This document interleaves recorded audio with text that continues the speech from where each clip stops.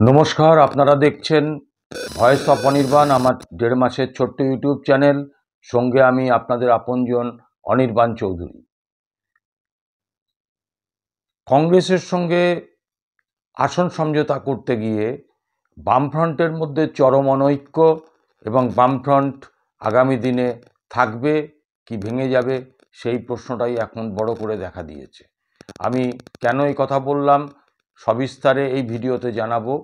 অল্প সময়ের ভিডিও, বেশি সময় নেব না, একেবারে তথ্য প্রমাণ সহ আপনাদের কাছে তুলে ধরব। তো আপনাদের কাছে আমার অনুরোধ, যারা এখনও আমার ইউটিউব চ্যানেলটা সাবস্ক্রাইব করেননি তারা একটু অনুগ্রহ করে আমার চ্যানেলটাকে সাবস্ক্রাইব করে পাশের বেল আইকনটাকে প্রেস করে দেবেন। এবং আরেকটা অনুরোধ যে আপনারা আরও বহু মানুষের কাছে যাতে এই ভিডিওটা পৌঁছতে পারে, আপনি দেখে সেই ভিডিওটা আপনার পরিচিতদের মধ্যে শেয়ার করুন। তাহলে আমাদের চ্যানেলের যে বক্তব্যগুলো আরও অনেক মানুষ জানতে পারবে। আমি আপনাদের কাছে কৃতজ্ঞ থাকব। কংগ্রেসের সঙ্গে মূলত আসন সমঝোতা হয়েছে সিপিআইএমের। বামফ্রন্টের শরিকদের মধ্যে বিশেষত ফরওয়ার্ড ব্লক, তারা প্রথম থেকেই এই কংগ্রেসের সঙ্গে আসন সমঝোতার চরম বিরোধী ছিল। এবং পুরুলিয়া আসনে ফরওয়ার্ড ব্লক 50 সাল থেকে লড়লেও সেখানে এবারে সিপিআইএমের সঙ্গে কংগ্রেসের বোঝাপড়ায় সেই আসনটাতে কংগ্রেস প্রার্থী দিয়েছে।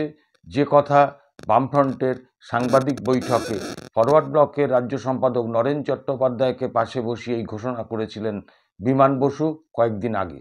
দেখুন, পুরুলিয়াতে আমরা তো পুরুলিয়াতে বামফ্রন্ট তো কন্টেস্ট করছে না, কংগ্রেস দেখলেন যেটা অস্বস্তিকর পরিস্থিতি। ফরওয়ার্ড ব্লকের অ্যালোটেড সিট, সেখানে বামফ্রন্ট চেয়ারম্যান বলছেন যে ওখানে বামফ্রন্ট লড়বে না, ওখানে কংগ্রেস প্রার্থী দেবে। আমাদের কাছে খবর যে পুরুলিয়া আসনে বামফ্রন্ট লড়বে না, এই সিদ্ধান্তটা বামফ্রন্টের মিটিংয়ে হয়নি। বা ফরওয়ার্ড ব্লকের সঙ্গে দ্বিপাক্ষিক বৈঠকেও ফরওয়ার্ড ব্লক কিন্তু অনড় থেকেই জানিয়েছে যে না, পুরুলিয়া আসনটাতে তারাই লড়বে।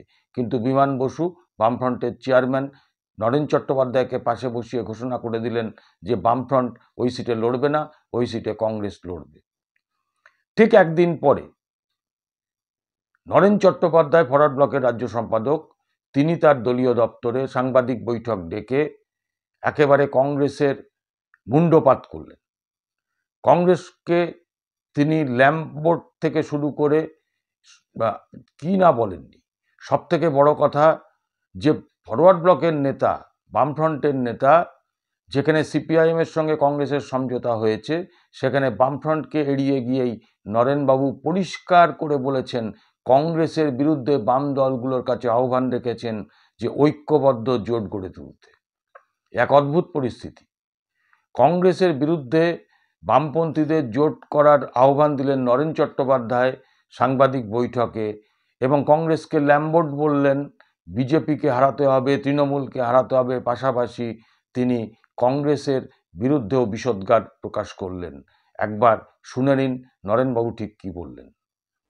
কোচবিহারে তো ফরওয়ার্ড ব্লকের প্রার্থী, ওখানে কংগ্রেস প্রার্থী দিল কেন? পুরুলিয়ায় তো ফরওয়ার্ড ব্লকের প্রার্থী, ট্র্যাডিশনালি 50-এর দশক থেকে ফরওয়ার্ড ব্লক জিতছে পুরুলিয়া, আজকের নয়। কংগ্রেসের সঙ্গে আমরা কথা বলবো না, আমরা বামপন্থী দল, আমরা বামফ্রন্টের যে দলগুলো আছে তাদের কাছে বলবো যে কংগ্রেসের বিরুদ্ধে ঐক্যবদ্ধ হন। প্রথম ঐক্যবদ্ধ হন এই রাজ্যে বিশৃঙ্খলা সৃষ্টিকারী তৃণমূলের বিরুদ্ধে।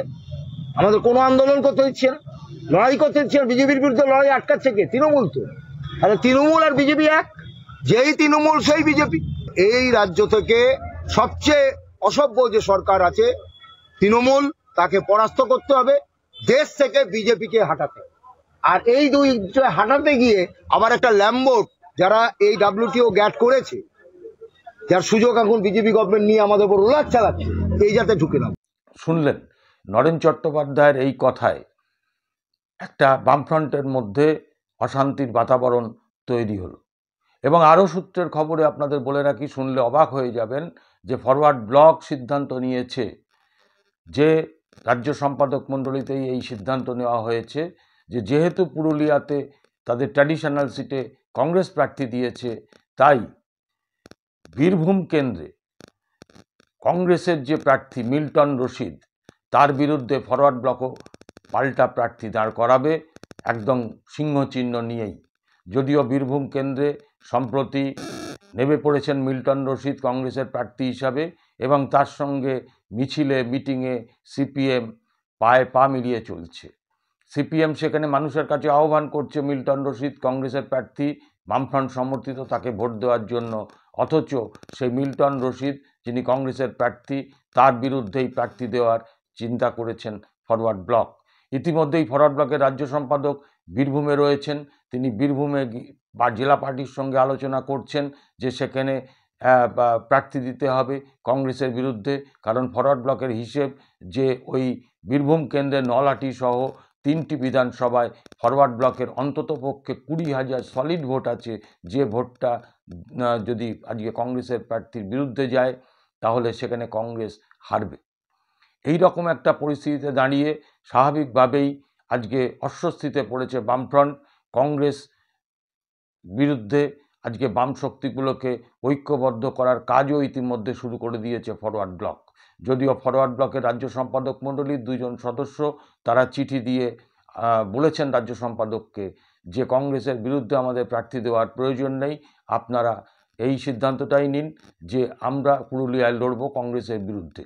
কিন্তু ফরওয়ার্ড ব্লক রাজ্য সম্পাদক মণ্ডলীর গরিষ্ঠ সংখ্যক সদস্যের ইচ্ছাতেই তারা বীরভূমে প্রার্থী দেওয়ার সিদ্ধান্ত নিয়েছেন।